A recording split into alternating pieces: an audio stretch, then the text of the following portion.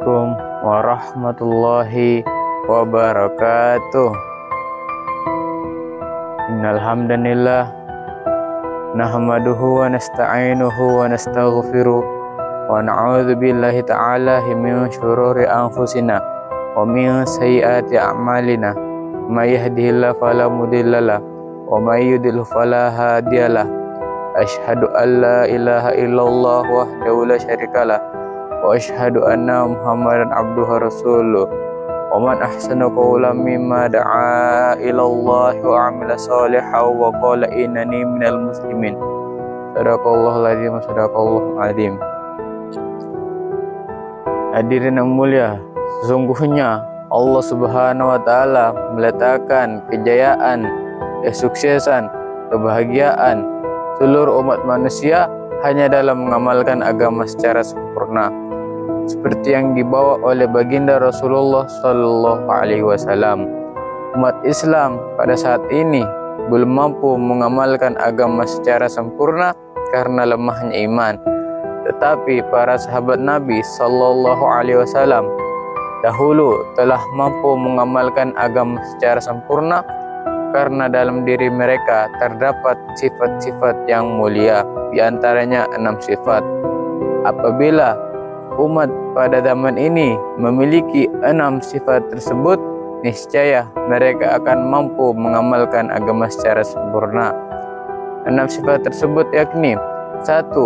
Yakin kepada kalimat thayyibah la ilaha illallah Muhammadur Rasulullah. Yang kedua, salat khusyuk wal khudu'. Yang ketiga, ilmu ma'adzikir. Yang keempat, ikramul muslimin. Yang kelima, tasihun niyah. Yang keenam, dakwah wa tabligh, khuruj fisabilillah. Adapun yang sifat yang pertama, yakni bahwasan yakin kepada kalimat thayyibah la ilaha illallah Muhammadur Rasulullah. La ilaha illallah artinya tidak ada Tuhan yang berhak disembah kecuali Allah Subhanahu wa taala. Maksudnya, kita mengeluarkan keyakinan kepada makhluk dari dalam hati kita dan memasukkan keyakinan hanya kepada Allah Subhanahu wa taala ke dalam hati kita. Untungannya sangat banyak. Salah satunya, man mata wa huwa ya'lamu annahu la ilaha illallah dakhalal jannah. Barang siapa yang meninggal dunia sedangkan ia meyakini bahwasannya tidak ada Tuhan yang berhak disembah kecuali Allah Subhanahu wa taala, maka dia pasti masuk surga. Keuntungan lainnya, man syahida an la ilaha illallah wa yusaddiqu qalbuhu lisanahu dakhala min ati abwabil jannati sya. Barang siapa bersaksi bahwa tidak ada Tuhan yang berhak disembah kecuali Allah Subhanahu wa taala dan hatinya membenarkan apa yang diucapkan oleh lisannya, maka dia pasti masuk surga dari pintu mana saja yang dia kehendaki. Disebutkan dalam sebuah mafhum hadis, seorang yang memiliki iman walaupun sebesar zarah, maka akan dibalas oleh Allah Subhanahu wa taala dengan surga yang luasnya 10 kali lipat alam dunia ini. Bagaimana cara mendapatkannya? Yang pertama, kita mendakwakan pentingnya iman. Yang kedua, latihan dengan cara kita membentuk khalaqah iman, majelis yang di dalamnya membicarakan tentang pentingnya iman. Yang ketiga, berdoa kepada Allah Subhanahu wa taala agar diberikan hakikat iman. Muhammad Rasulullah artinya Muhammad sallallahu alaihi wasallam adalah utusan Allah. Maksudnya, kita meyakini bahwasannya satu-satunya cara untuk mendapatkan kejayaan, suksesan hanya dengan mengikuti cara hidup baginda Rasulullah sallallahu alaihi wasallam. Keuntungannya sangat banyak. Salah satunya, sebagaimana sabda baginda Rasulullah sallallahu alaihi wasallam, la yashhadu ahadun an la ilaha illallah wa anni rasulullah fa yadkhulun nar aw tat'ama. Tidak akan masuk neraka atau ditelan apinya seseorang yang bersaksi bahwa tidak ada Tuhan yang berhak disembah kecuali Allah Subhanahu wa taala dan bersaksi bahwa aku Muhammad sallallahu alaihi wasallam adalah utusan Allah. Maksudnya, keuntungan lainnya, man tamassaka bisunnati inda fasadi ummati falahu ajrun mi'ati syahid. Barang siapa yang menghidupkan sunnahku di kalang rusaknya umatku, maka baginya pahala 100 orang mati syahid. Keuntungan lainnya, man ahya sunnati faqad ahabbani wa man ahabbani kana ma'a fil jannah. Barang siapa yang menghidupkan sunnahku, sungguh ia cinta kepadaku. Barang siapa cinta kepadaku, maka dia akan bersamaku di dalam surga. Bagaimana cara mendapatkannya? Yang pertama, kita mendakwakan pentingnya sunnah-sunnah Nabi. Yang kedua, latihan dengan cara kita menghidupkan sunnah-sunnah Nabi, mulai dari surah, sirah, sarirah, berpakaian, gaya hidup, dan cara berpikir Nabi 24 jam dan kehidupan sehari-hari. Yang ketiga, kita berdoa kepada Allah Subhanahu wa taala agar diberikan taufik untuk mengerjakan sunnah-sunnah baginda Rasulullah sallallahu alaihi wasallam.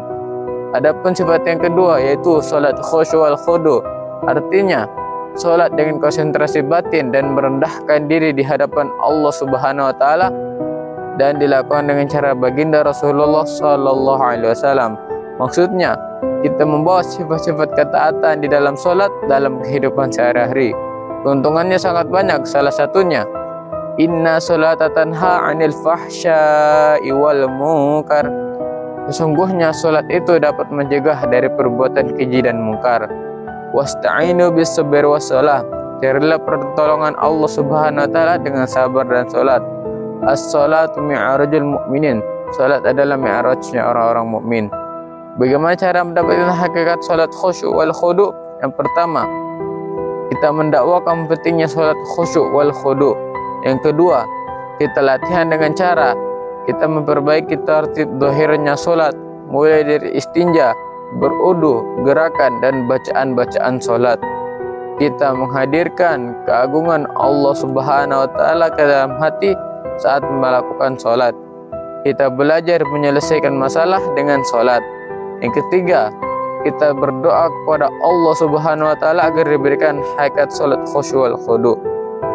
Sifat ketiga, ilmu adzikir.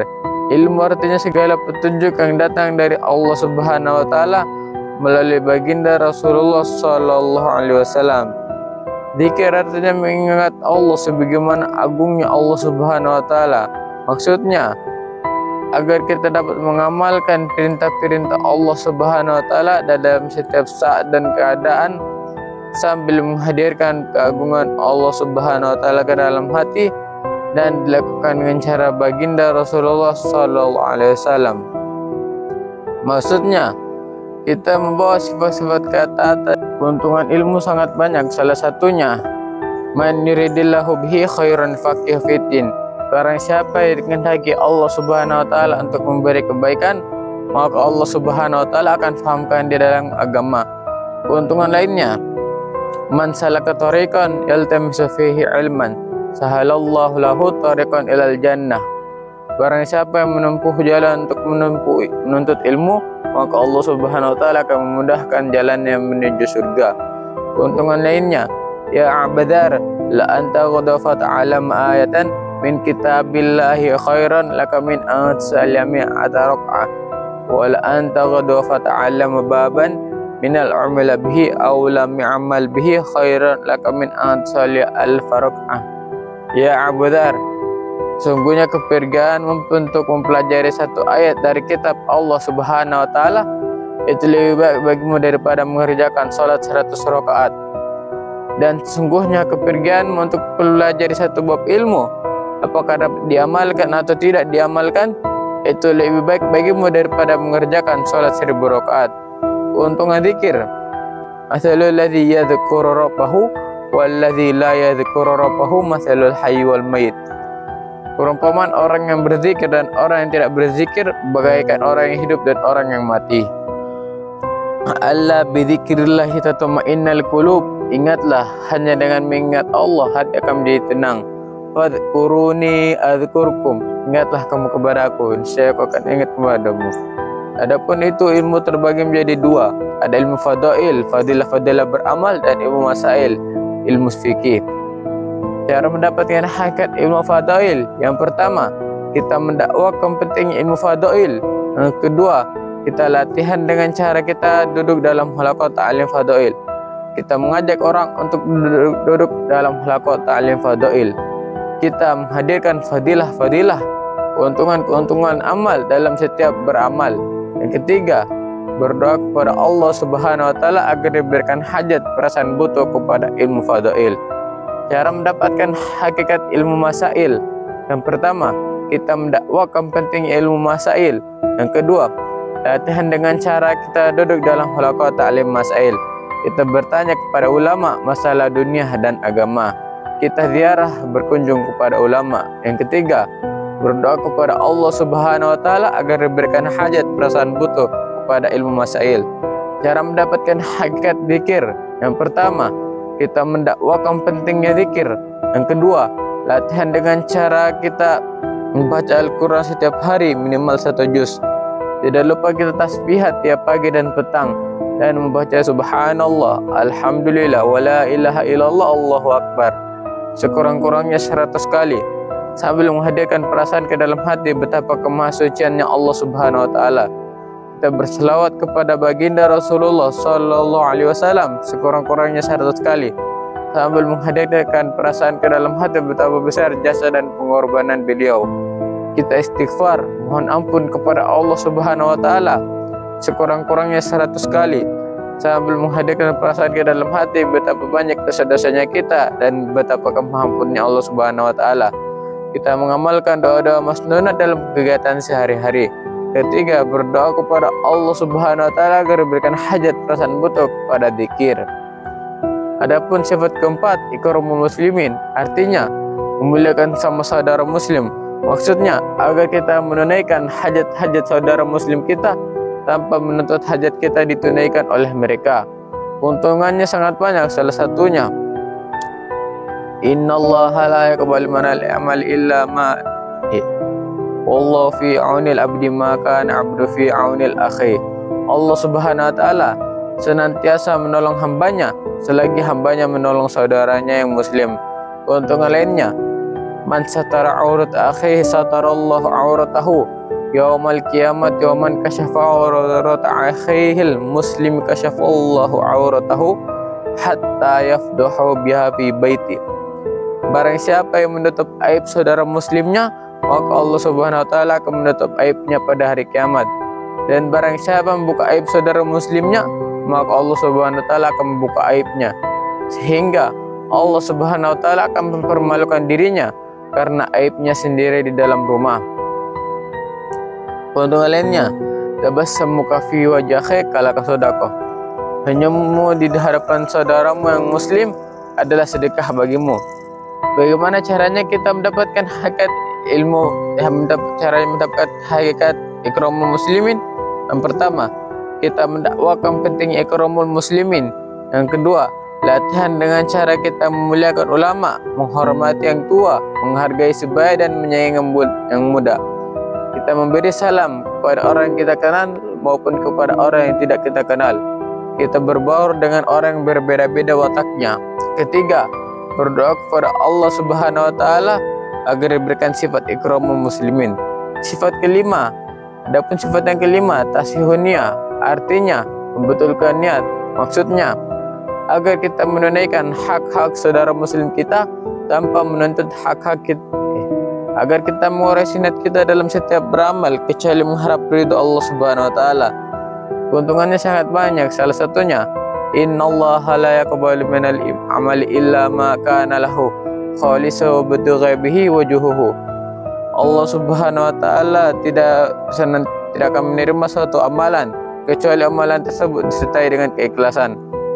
Keuntungannya innallaha la yanzuru ila suwarikum wa amwalikum walakin yanzuru ila qulubikum wa a'malikum. Allah Subhanahu wa taala tidak memandang rupa dan hartamu, tetapi Allah Subhanahu wa taala hanya memandang hati dan amalmu. Keuntungan lainnya, baginda Rasulullah SAW bersabda kepada Muaz, ya Muaz, akhlis dinaka yakfikal amalul qalil. Ya Muaz, ikhlaskanlah dalam setiap beramal, insyaallah dengan amalan sedikit akan mencukupi. Bagaimana caranya kita mendapatkan hakikatnya? Yang pertama, kita mendakwakan pentingnya tasyonia. Yang kedua, latihan dengan cara kita mengorisi niat kita dalam setiap beramal. Sebelum beramal, sedang beramal, sudah beramal. Dan kita jangan sebut-sebutkan niatnya. Yang ketiga, kita berdoa kepada Allah Subhanahu wa taala agar diberikan hakikat tasyonia. Sifat keenam, dakwah wa tabligh sabilillah. Dakwah artinya mengajak, tabligh artinya menyampaikan. Khuruj fi sabilillah, keluar di jalan Allah Subhanahu wa taala. Maksudnya agar kita dapat mengamalkan perintah-perintah Allah Subhanahu wa taala dalam setiap saat dan keadaan. Agar kita dapat mempergunakan diri, waktu dan harta kita sesuai dengan kemauan Allah Subhanahu wa taala. Agar kita dapat mengamalkan agama secara sempurna, baik kepada diri kita sendiri maupun kepada diri manusia di seluruh alam. Keuntungannya sangat banyak, salah satunya Allah Subhanahu wa taala berfirman, sebagaimana di dalam Al-Quran dijelaskan, "Wa man ahsana qawlan mimma da'a ila Allah wa 'amila shalihan wa qala innani minal muslimin." Dan siapakah yang lebih baik perkataannya daripada orang yang menyuruh manusia kepada Allah Subhanahu wa taala dan ia mengerjakan amal soleh dan ia berkata, sungguhnya aku termasuk orang-orang yang berserah diri. Keuntungan lainnya, man da'a ila huda kana lahu minal ajri mithlu ujuri man tabi'ahu la yanqusu dzalika min ujurihim syai'a. Barang siapa yang mengajarkan suatu kebaikan kepada seseorang, maka dia akan mendapatkan pahala seperti orang yang mengamalkannya. Keuntungan lainnya, la ghadwatun fi sabilillahi aw rahatun khairum minad dunya wa ma fiha. Sepagi sepetang di jalan Allah Subhanahu wa taala itu lebih baik daripada dunia beserta isinya. Bagaimana cara mendapatkan hakikatnya? Yang pertama, kita mendakwakan pentingnya dakwah tabligh khuruj fisabilillah. Yang kedua, latihan dengan cara kita keluar di jalan Allah Subhanahu wa taala minimal seumur hidup 4 bulan. Setiap tahun 40 hari, 3 bulan setiap hari dan 3 hari setiap bulan dan 2,5 jam setiap hari. Yang ketiga, berdoa kepada Allah Subhanahu wa taala agar diberikan hakikat dakwah tabligh dan diberikan kemampuan untuk mengerjakannya. Alhamdulillah, benarnya datang dari Allah Subhanahu wa taala, kesalahannya dari kesalahan saya sendiri. Karena saya masih dalam tahap belajar. Untuk itu, marilah kita tutup dan doa kafaratul majelis. Subhanakallah bihamdi, subhanakallahumma bihamdika, asyhadu an la ilaha illa anta, astaghfiruka wa atubu ilaik. Assalamualaikum warahmatullahi wabarakatuh.